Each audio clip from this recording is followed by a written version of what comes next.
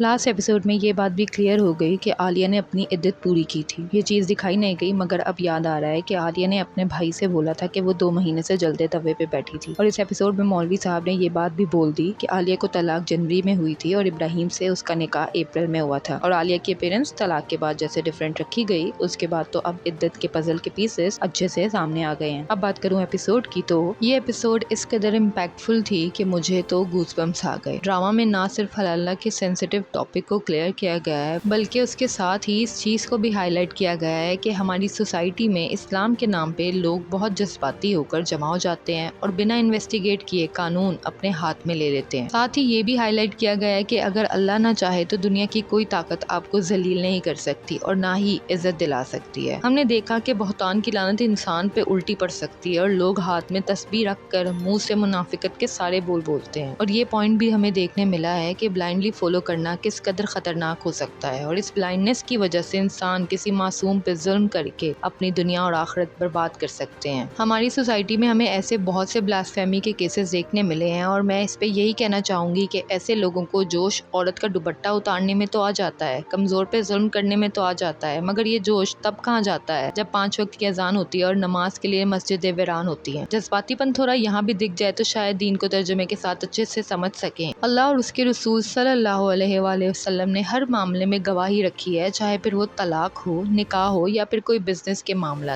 बिना सबूत के हर एक्शन गैर कानूनी होता है। और तो ये इस्लाम के बेनमाजी ठेकेदार किसी कमजोर पे जुल्म करने में आखिर क्यों बिना सबूत के आ जाते हैं? ये बहुत डीपली सोचने वाली बात है अगर इंसान इसको समझे तो। और मुझे इस बात पे बहुत खुशी है कि ड्रामा के थ्रू एटलीस्ट लोगों में अवेयरनेस तो आएगी, क्योंकि कुरान खोलकर तो लोग पढ़ना और जानना गवारा नहीं करते। लास्ट एपिसोड में आलिया और इब्राहिम के ताल्लुक को स्ट्रॉन्ग दिखाने के साथ साथ हमें ये भी देखने मिला है कि आलिया ने नाम महरम इंसान यानी शबीर की तरफ नजर भरकर भी नहीं देखा, जो कि एक स्मॉल बट अप्रिशिएटेबल सीन था। और साथ ही शबीर जैसा इंसान जिसको तौबा की बार बार तलकीन की गई, लेकिन वो अपनी अना में इस कदर डूबा था कि उसने अल्लाह के आगे सर झुकाने के बजाय, उससे माफी मांगने के बजाय एक मामूली इंसान के आगे सर झुका दिया। यहाँ ये भी पॉइंट राइज हुआ है कि जो जात किसी चीज की मोहताज नहीं और वही इज्जत और जिल्लत अता करती है, उसको मदद के लिए पुकारा नहीं गया, तो फिर कोई इंसान ये कैसे तस्वुर कर सकता है कि उसे इस दुनिया में कोई भी चीज बचा सकती है? फिर चाहे कोई बादशाह हो या फिर कोई सियासतदान, वो अपनी पूरी ताकत भी लगा दें, फिर भी शबीर को जमाने की जलालत से नहीं बचा सकते। और आलिया के हाथों रिजेक्ट होने के बाद शबीर के हाथ जलालत के सिवा कुछ नहीं लगा। ये सारी चीजें मैंने इस एपिसोड में ऑब्जर्व की और स्टोरी राइटर बहुत ही कीन है, डायरेक्शन बहुत जबरदस्त है, जिसके थ्रू हमें 40 मिनट की एपिसोड में क्लियरली इतनी सारी बातें आसानी से कन्वे कर दी गई हैं। अब बात करूं इब्राहिम की, तो उसको जैसे हक के लिए मैंने माँ जी के आगे खड़ा देखा है, मुझे पसंद आई ये चीज। और ऐसे ही मौलवी साहब भी, उन्होंने भी 2 वक्त के खाने के बदले जिंदगी भर की जिल्लत से निजात ले ली। इब्राहिम और आलिया की एक दूसरे के साथ जीने मरने की कस्में एपिसोड के लास्ट सीन में बहुत अच्छे से दिखी। वो दोनों एक दूसरे के साथ मुश्किल घड़ी में खड़े रहे थे and that was the true demand of any relationship. अब बात करूँ माँ जी की, तो माँ जी की हिपोक्रेसी बहुत पीक पे देखने मिली है। यहाँ ये चीज दिखाई गई है कि हर दाढ़ी रखने वाले के दिल में अल्लाह का खौफ नहीं होता और हर तस्बीह पढ़ने वाली औरत के इल्जाम सच्चे नहीं होते। Hats off to the makers, क्योंकि हर सीन ने मुझे स्पीचलेस किया है।